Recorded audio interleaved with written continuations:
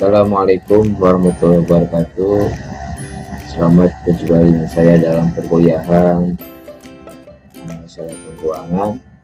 Hari ini kita sudah memasuki pertemuan ke-10, akan membahas tentang laporan keuangan proyeksi atau dikenal proforma.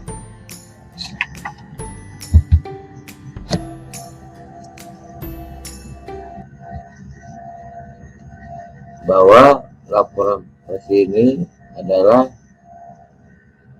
kita akan melihat laporan keuangan pada masa yang akan datang.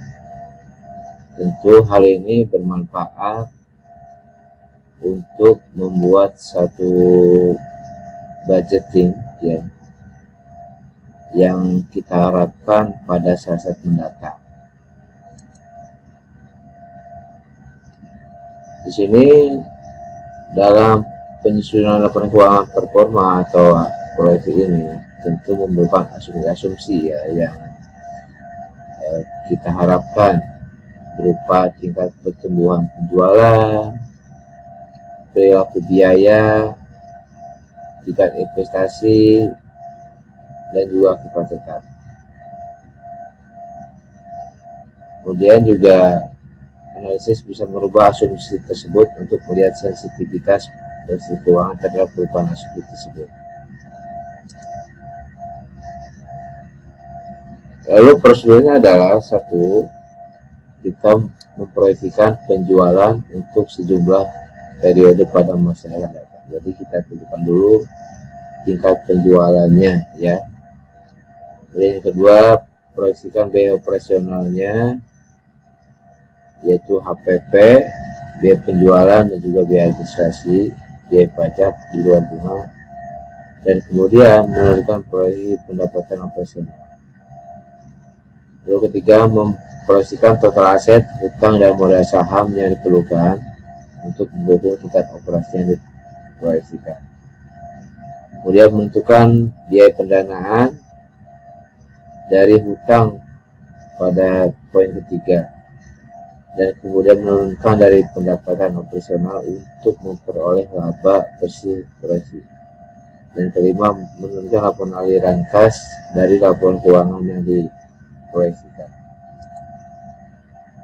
Juga dijelaskan bagaimana cara memproyeksikan macam-macam laporan ya. Di sini ada, misalkan ada laporan laba rugi. Cara-cara ini sudah dijelaskan di sini. Nanti kita akan langsung praktekkan bagaimana membuat laporan proyeksi yang dari data yang sudah ada saat sekarang ya.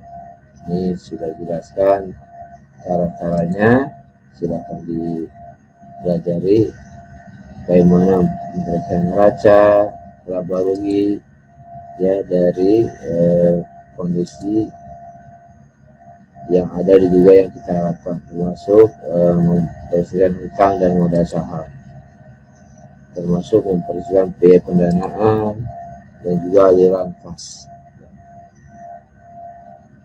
Sehingga nanti dengan setelah kita proyeksikan, diharapkan dapat muncul satu neraca dan juga laba rugi yang kita harapkan pada masa mendatang. Tentu ini bermanfaat untuk kita membuat budget. Pimpinan membuat budget biasanya dia di awal tahun atau di tengah tahun, dan ini tentunya bermanfaat untuk itu. Baik, langsung saja kita lihat contoh kasusnya, bagaimana kita membuat satu laporan keuangan proyeksi. Ini kasusnya adalah di sini bahwa PT XYZ ini selama 5 tahun terakhir rata-rata penjualannya adalah 75 juta, dan perusahaan merencanakan bahwa penjualan 2003 itu tetap sama.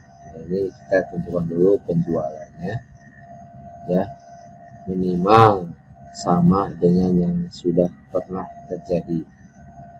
Kalau ditingkatkan bisa, silakan saja ya. Misalnya digunakan menaikkan menjadi 100 juta ya, dan sebagainya.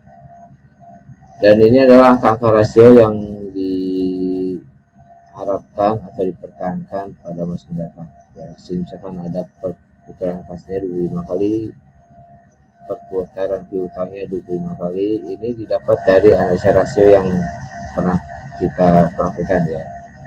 Kemudian perputaran persediaannya 12,5 kali, perputaran aktifannya 4 kali, kemudian rasio utang jangka panjang dengan akibat 33,333%, rasio modal dengan akibat tetap 200%, rasio biaya penjualan 5%, operating rasionya 92%, pajak pendapatannya adalah 92%, dan gross profitnya 30%.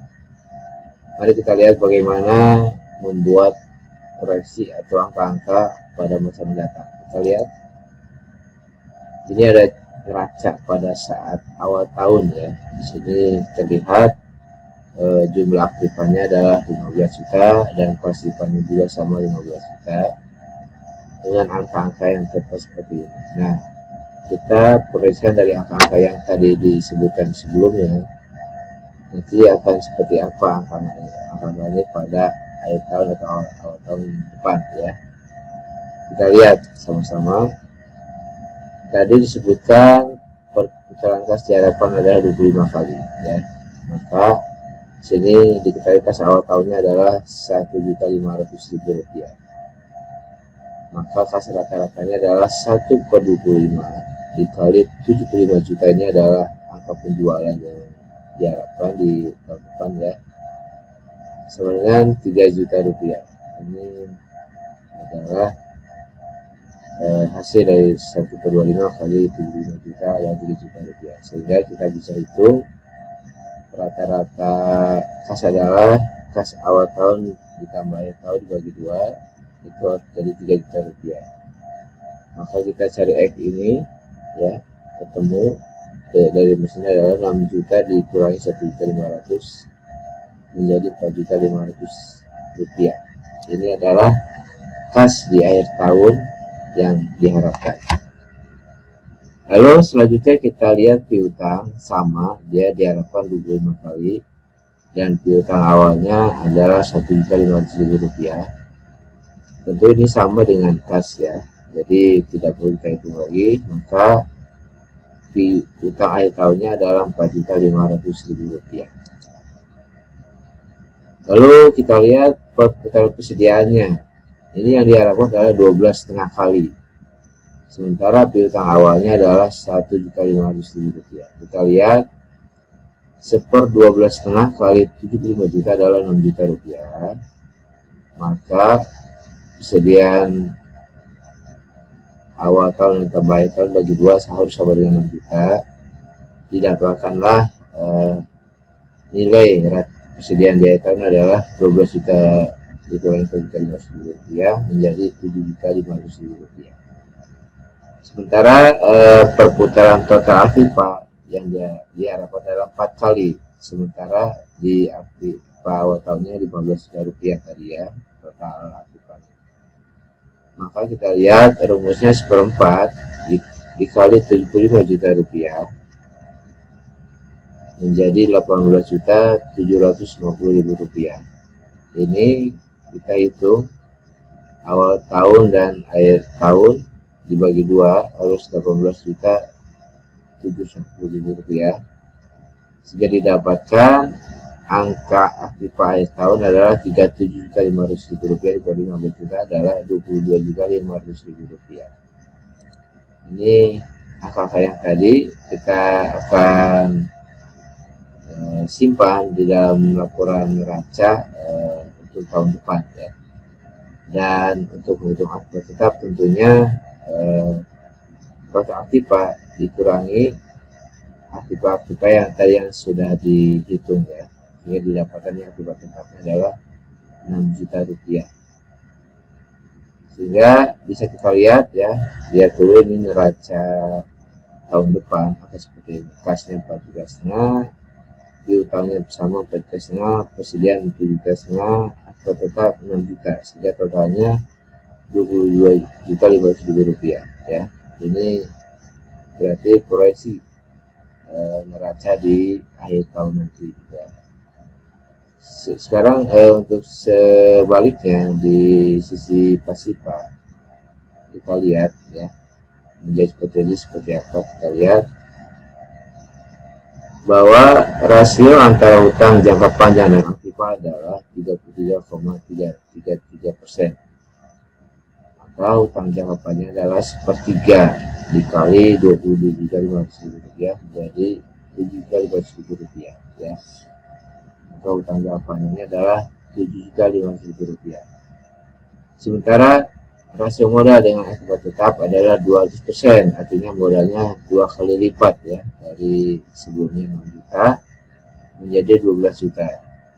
Sehingga dengan mudah kita mencari hutang langsungnya, langsung kita jumlahkan Rp20.500.000 dikurangi hutang jangka panjang dan juga modal menjadi Rp3 juta ya, seperti ini. Hutang langsungnya Rp3 juta, obligasi atau hutang jangka panjangnya Rp7.500.000, modalnya menjadi Rp12 juta, sehingga total aktifanya sama Rp22.500.000. Nah, inilah gambaran neraca pada akhir tahun ataupun awal tahun nanti, tahun depan ya.